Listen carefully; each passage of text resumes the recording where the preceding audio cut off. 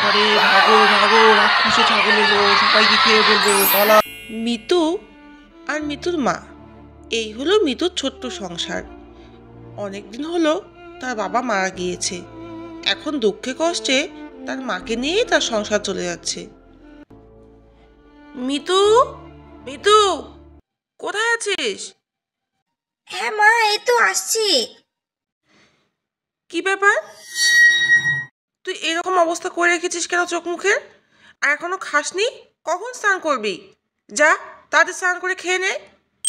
তাদের এই ছোট্ট সংসারে মিতু ও মিতুর মা ছাড়াও ছিল একটা ছোট্ট পাখি। সে এক অদ্ভুত পাখি, সে সব কথা বলতে পারত। একদিন তাদের বাড়িতে হঠাৎ করে এক ক্ষুধার্ত পথিক আসলো। বাড়িতে কেউ আছেন মা? একটু খেতে দেবেন? 3 দিন থেকে না খেয়ে আছি মা, একটু যদি খেতে দেন। কে আপনি? কোথা থেকে এসেছেন? আপনার এরকম অবস্থা কেন? আসলে মা, আমি অনেক দূর থেকে এসেছি। রাস্তায় কিছু ডাকাত আমার সর্বস্ব লুট করে নিয়েছে। 2 দিন থেকে কিছু খাইনি মা, যদি একটু আশ্রয় দিতেন। আচ্ছা আচ্ছা, ঠিক আছে, আপনি একটু বসুন, আমি আপনাকে খাবার দিচ্ছি। খাবার খেয়ে আপনি একটু বিশ্রাম নিন। আসুন আসুন, এখানে বসুন। এখানে একটু বিশ্রাম নিয়ে আপনার যখন ইচ্ছে আপনি যেতে পারেন। আপনাকে যে কি বলে আমি ধন্যবাদ জানাবো, আমি কোনো ভাষায় খুঁজে পাচ্ছি না। আমার এই জামা কাপড় দেখে তো সবাই আমাকে ভিখিরি ভাবছে। আপনি যে আমাকে চিনতে পেরেছেন, এই জন্য আপনাকে অসংখ্য ধন্যবাদ। একটু পর মিতুর মা যখন ওখান থেকে চলে যায়, ব্রিং ব্রিং ছ, এই বালিশের উপরে আমার কঙ্কাল চলে আয়। এই বালিশের উপরেই আমার ম্যাজিক হবে। এই বিছানায় যে শুবে সে আমার এক বড় ছাগলে পরিণত হবে। সে আমার শোভাবৃদ্ধি করবে। উং ব্রিং ডিং চিং ব্রিং পাং পুং পুং। এরপর সে অচেনা পথিক এক বিশাল রাক্ষসে পরিণত হয়ে যায় আর অদ্ভুতভাবে মিলিয়ে যায়। তবে তাদের ঘরে ঘটে যাওয়া এই সব ঘটনা দেখে ফেলে মিতুদের পোষা সেই পাখি। আরে, এটা কি হচ্ছে? এ তো কোনো পথিক না, এ তো রাক্ষস। অন্যদিকে, মিতু, এখনো স্নান করিসনি? সন্ধ্যা হয়ে যাবে একটু পর। তোকে দেখছি আর না মারলে তো ঠিক হবি না। হ্যাঁ, তুমি মারো আমাকে। তুমি যাকে তাকে কিরকম একটা নোংরা লোক, তাকে তুমি আমাদের ঘরে ঢুকিয়েছো।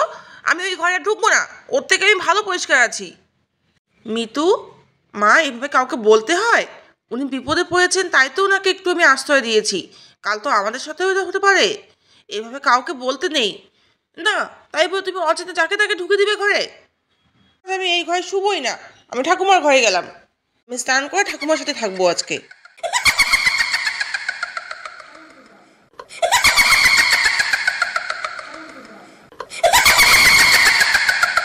আরে, ইনি কোথায় গেলেন? কিছু বলেও গেলেন না। উনি মনে হয় চলে গেছেন। উফ, আর আমার ভাল লাগছে না, সারাদিন যা ধকল। আমি একটু শুবো এখন। এদিকে মিতুর মা বিছানায় শোয়ার সাথে সাথেই তার চোখে নেমে আসে ঘুম। সকাল হতে হতেই ঘটে যায় এক অবাক করা কাণ্ড। মিতুর মা পরিণত হয় এক ছাগলে। সে আস্তে আস্তে তার নিজের আকার বৃদ্ধি করতে থাকে।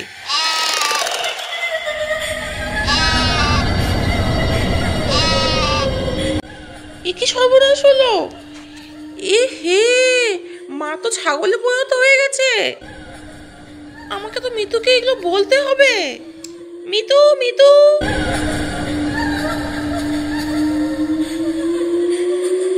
মা, কোথায় তুমি? মিতু মিতু চারদিকে খুঁজতে থাকে, কিন্তু কোথাও সে তার মাকে দেখতে পায় না।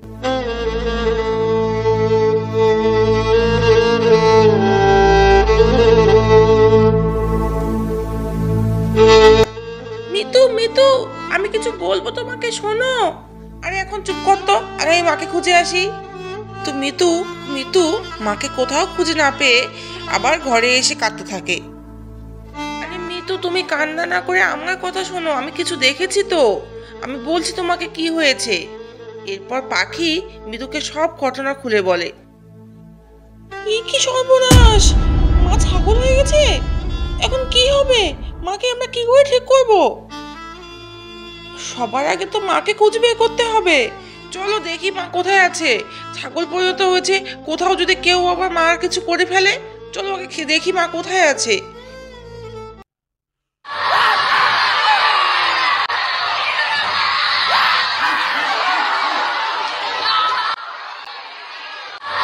বাবা রে, ভাগো ভাগো, রাক্ষসে ছাগল এলো, সবাইকে খেয়ে ফেলবে, পালাও, যে যেখানে আছে পালাও।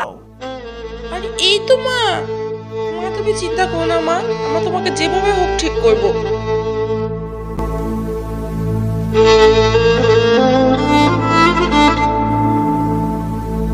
গ্রামে মিটিং বসে। এত বড় ছাগল সবার ক্ষতি করে বেড়াচ্ছে, এই ছাগলকে যে করেই হোক দূর করতে হবে। তাই আমরা ঠিক করেছি, আমার এই যে প্রহরী, তার এই বন্দুক দিয়ে এই ছাগলকে গুলি করে মেরে ফেলবে। তোমরা কি বলতে চাও, গুলি করে মারা হবে না অন্য কিছু করব? ঠিক সেই সময় মিতু এসে সেখানে হাজির হয়। না না, দয়া করে গুলি করবেন না, ওটা আমার মা, ওটা কোনো ছাগল না। এই মেয়ে, তুমি এসব কি যাতা বলছো? মানুষ কখনো ছাগল হয় নাকি? হ্যাঁ হ্যাঁ, আমার মাকে এক দুষ্ট পথিক এইভাবে জাদুতন্ত্র করে ছাগল বানিয়ে দিয়েছে।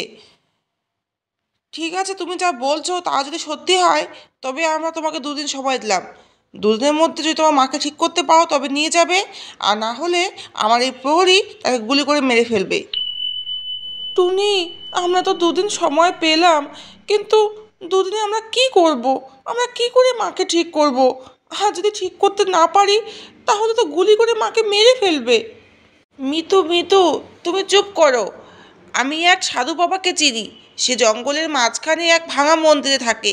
সে অনেক কিছু জানে, সে হয়তো আমাদের কোনো সাহায্য করতে পারবে। তাই? তুমি সত্যি বলছো?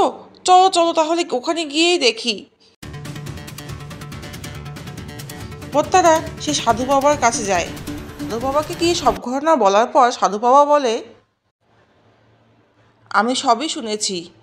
আসলে সে কোনো পথিক নয়, সে হলো এক ভয়ঙ্কর রাক্ষস। সেভাবে অনেক মানুষকে তার জাদুতন্ত্র দিয়ে পশু বানিয়ে তার চিড়িয়াখানায় রেখে দিয়েছে। সাধু বাবা, তাহলে কিভাবে আমি আমার মাকে ঠিক করতে পারবো?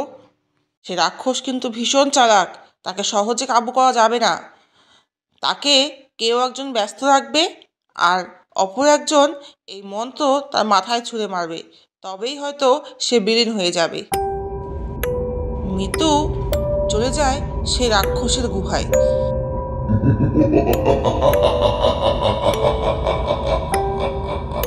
ও, এখানে তাহলে সবাইকে আটকে রেখেছে, আমি এদের খুলে দেই। ঠিক সেই সময় সেখানে এসে হাজির হয় সে রাক্ষস। তোর এত বড় স্পর্ধা, তুই আমার গুহাতে চলে আসছিস? আমি তোকে এখান থেকে জ্যান্ত ফিরে যেতে দেব না। টুনি পেছন থেকে সে মন্ত্র সে রাক্ষসের মাথায় ছুঁড়ে মারে, আর ফলে রাক্ষস চিরতরে সেখানেই বিলীন হয়ে যায়। এরপর মিতু সব জানোয়ারকে সেখান থেকে মুক্ত করে দেয়। রাক্ষস মরে যাওয়ার পর মিতু যেই সমস্ত পশুদের সেখান থেকে মুক্ত করে, অদ্ভুতভাবে বাইরে সূর্যের আলোয় সমস্ত পশুরা আবার আগের মানুষের রূপে ফিরে আসে। তার মাও ঠিক হয়ে যায়। এভাবে মিতু তার মাকে